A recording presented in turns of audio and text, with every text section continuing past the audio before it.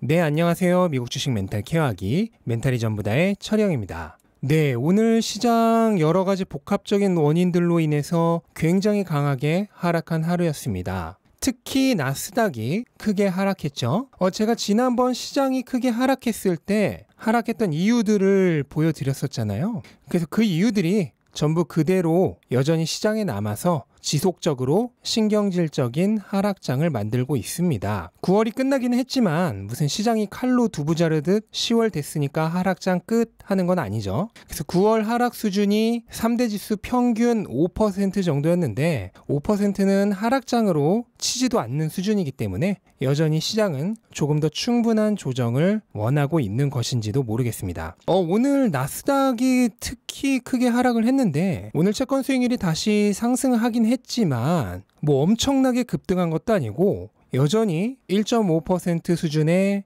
크게 높은 레벨은 아니기 때문에 오늘 나스닥의 강한 하락의 주된 원인으로 설명하기에는 조금 부족합니다. 그리고 또 오늘 헝다 사태의 후폭풍이 계속됐죠. 홍콩 증시에서 헝다그룹의 주식이 이유를 밝히지 않은 상태에서 거래 중지가 됐는데 헝다는 현재 달러화 채권의 이자를 계속 지급하지 못하고 있습니다. 근데 소문에 의하면 다른 부동산 재벌인 허성창잔이 헝다의 지분을 51% 이상 인수할 예정이라고 하고 실제로 이 인수하려는 기업도 오늘 거래가 중지되면서 루머의 신빙성을 더했습니다. 근데 뭐 결국 중국 기업들 간의 구조조정은 미국 주식에 투자하는 우리에게 뭐 크게 중요한 건 아니고 실제 헝다가 파산이 될 때 중국 경제에 얼마나 큰 타격을 주는지 그리고 그게 글로벌 경제에 실제로 큰 영향을 미칠 것이냐 하는 문제가 관심사겠죠. 하지만 현재 대부분의 전문가들은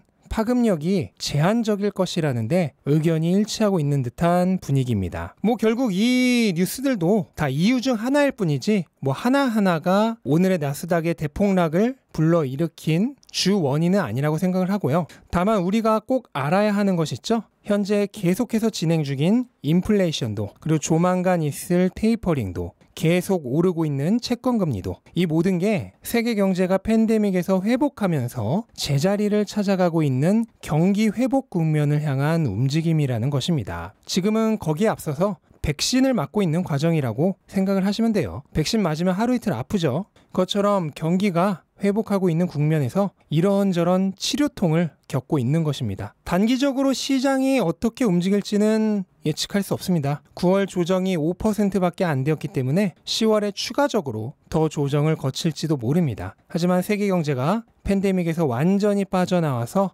원래의 정상적인 상태로 되돌아가기 위한 노력을 하고 있고 그 고지는 점점 가까워지고 있다는 점입니다. 그리고 경기 회복이 진행되면 진행될수록 시장에 오늘과 같은 이상 반응도 점점 잦아들 것입니다. 어찌되었든 시장에 휘둘리지 않는 투자자가 되어야 하겠습니다. 네, 백신주는 오늘도 전주에 이어 극명한 대비를 이어갔는데요. 우선 머크가 경구용 항바이러스제 개발을 거의 완료했다는 소식 때문에 지난주 8% 상승한 데 이어 오늘도 장 초반에 급등하면서 시작을 했는데 다만 오늘 역시 차익 실현 물량이 나오면서 상승폭을 많이 내주었습니다. 반면 모더나는 지난주 11% 하락에 이어서 오늘도 장 초반에 10% 급락하면서 시작을 했는데요. 다행히 $300의 지지선에서 저가 매수세가 들어오면서 하락폭을 어느 정도는 만회를 했습니다. 하지만 이 정도로 강한 하락이 있었기 때문에 주가가 바로 고점을 회복할 수 있을 거란 기대는 하지 않는 게 좋습니다.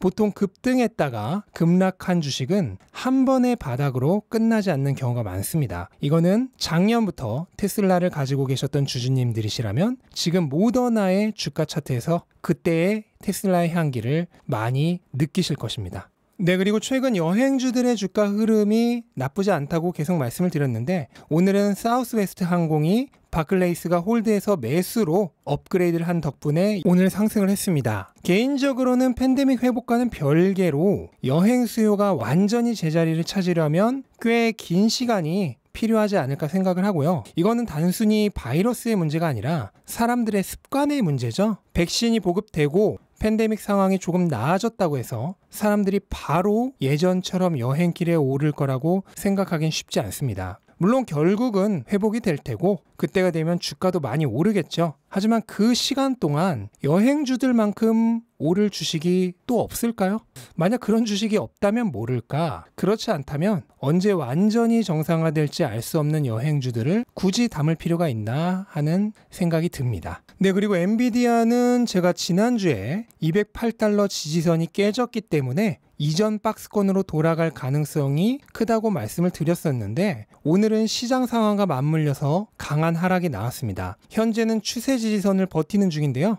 이 지지선은 그렇게 강할 것 같지는 않고 만약 이전 박스권으로 완전히 주저앉는다면 일단 $178 부근에서 지지선이 형성될 것으로 보입니다. 만약 이 지지선까지 깨진다면은 엔비디아는 그동안 이었던 상승 추세가 완전히 깨지면서 주가가 추가적으로 더 하락할 가능성도 있는데요. 일단은 이전 박스권의 지지선 정도는 버텨주지 않을까 하는 생각은 하고 있습니다. 네, 그리고 오늘 결제 관련 기업들이 강하게 하락을 했는데요. 근데 사실 이 기업들이 지금 하락할 타이밍이 아니죠. 지금 개인 소비 지출이 역대 최고 수준에 소비 심리가 강력해서 인플레이션을 걱정하는 타이밍입니다. 오늘은 비록 시장 분위기에 하락을 했지만 아마 이 기업들이 실적 발표를 하고 나면 다시 강하게 모멘텀을 얻을 수 있다고 생각을 하고요. 특히 스퀘어는 가장 작은 기업이기 때문에 이 중에서도 가장 강하게 하락을 했는데 저는 사실 이 4개 기업 중에서 향후 주가 상승세가 가장 강력할 수 있는 기업으로 스퀘어를 생각하고 있습니다. 그래서 이렇게 남들이 겁에 질려서 헐값에 내던질 때가 최고의 매수 기회라고 생각을 하고요. 나중에 급등할 때가 되면 늘 왜 그때 안 샀을까 하는 후회를 하게 되죠. 네, 오늘 빅테크들 전부 다 크게 하락을 했습니다. 그 중에서도 가장 크게 하락한 기업은 페이스북인데요. 페이스북은 오늘 겹 악재가 있었습니다. 어제 CBS의 시사 프로그램에 페이스북의 내부 고발자가 출연을 했는데요. 얼굴과 신원을 모두 공개했습니다. 그러면서 2019년부터 페이스북에서 프로젝트 매니저로 일했는데 여러 가지 얘기를 했지만 요점은 페이스북이 사회적 이익과 기업의 이익이 상충될 때 항상 기업의 이익을 선택했다면서 소셜미디어 기업들이 다 문제가 있지만 페이스북이 그 중에서 가장 심하다라는 얘기를 했습니다. 이런 얘기는 사람들의 페이스북에 대한 이미지를 안 좋게 만들고 ESG 지수를 낮추는 요건이 되죠. 그래서 기업에게 분명히 악영향을 주는 요소긴 한데요. 여기에 엎친 데 덮친 격으로 오늘 페이스북의 전 사이트들이 다운이 되었습니다. 저도 인스타그램에 접속을 하려다가 접속이 되지 않아서 이 사실을 알게 됐는데요. 안 그래도 분위기가 안 좋은데 이런 사건이 발생하면 투자자들의 공포 심리를 더 자극하게 되겠죠. 그래서 오늘 주가가 빅테크 중에서도 가장 크게 하락하는 이유가 되었습니다. 자, 그런데 한번 생각을 해봅시다. 내부 고발자 사건 몇 달쯤 지나면 아마 아무도 신경 안 쓸 겁니다. 그리고 서비스가 잠깐 다운됐던 사건도 지나고 나면 아무것도 아니죠. 그런데 이럴 때 주가는 비이성적으로 하락을 합니다. 이게 얼마나 환상적인 기회일까요? 네, 그리고 오늘 테슬라는 정말 대단했죠. 나스닥이 폭풍 하락을 하는데 오히려 상승으로 마무리하는 기염을 토했습니다. 장중 한때 $800까지 돌파를 했는데요. 이게 대체 몇 달 만에 보는 앞자리 8인지 정말 감회가 남다른 순간이었습니다. 다만 시장이 너무 극심하게 안 좋다 보니 고점 대비해서는 밀려서 마무리가 되었고요. 하지만 지난 1분기에 인도량 발표 이후 뉴스에 팔아라가 나왔던 때와는 성격이 완전히 다릅니다. 그때는 정말 말 그대로 뉴스의 팔아라였고 오늘은 원래 상승하려던 주가를 시장이 물귀신처럼 끌고 내려간 거죠. 그래서 이 시장의 분위기에 짓눌린 투자자들이 공포에 조금이라도 올랐을 때 팔자는 분위기에 매도세가 나온 것으로 보입니다. 그리고 이런 비이성적인 감정적 매도 물량이야말로 정상적인 투자자들에게는 매우 좋은 먹잇감이죠. 오늘 이 얘기만 지금 3번째인데요. 근데 정말 너무 중요해서 10번을 아니 100번을 말해도 모자랍니다. 문제는 감정적인 매매를 하는 사람들은 오히려 자기가 잘 팔고 나왔다면서 스마트하다고 생각을 합니다. 그러면서 시장을 이길 수 있을 거라고 생각하죠. 하지만 스스로 잘못되었다는 것을 인식하지 못하기 때문에 영원히 개미지옥에서 벗어날 수 없습니다. 어쨌든 오늘 중요한 건 테슬라가 가능성을 보여주었다는 사실이죠. 이렇게 극도로 불안한 시장 상황에서 일시적으로나마 800을 뚫었다는 거는 시장이 조금만 좋아지면 엄청나게 상승할 수 있는 저력을 가지고 있다는 뜻입니다. 앞으로 시장이 단기적으로 어떻게 움직일지는 모르겠지만 오늘 장 초반에 보여준 움직임을 보면 이번에 오랜만에 또 한 번 예전 1000슬라, 그러니까 현재 200슬라 그리고 300슬라 때 그랬듯이 두 번 다시는 타지 못하는 수많은 낙오자들을 만들면서 올라갈 가능성이 커 보입니다.